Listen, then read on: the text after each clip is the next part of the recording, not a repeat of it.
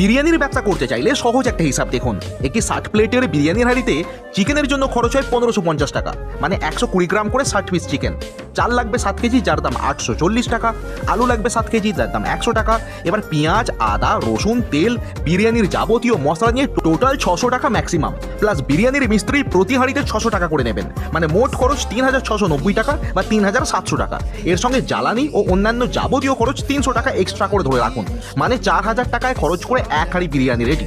এবার প্রতি প্লেট যদি 120 টাকা করে বিক্রি করেন, আপনার 7200 টাকা উঠবে এক হাঁড়িতে।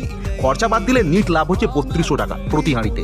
এক হাঁড়িতে যদি এই লাভ হয়, তাহলে 2 হাঁড়ি যদি প্রতিদিন বিরিয়ানি কাটাতে পারেন কোনো একটি সেন্টার পয়েন্টে, ইনকাম ভাবুন। এবার যদি কোনো একদিন বিক্রি কম হয়, বর্ষার দিনে হোক, কোনো একটি অকেশনে মাল পড়ে থাকে, তাহলে জানবেন কোনো কিছুই নষ্ট হয় না এই ব্যবসায়, সেটা আবার ব্যবহার হয়ে যাবে পরের দিনের হাঁড়িতে।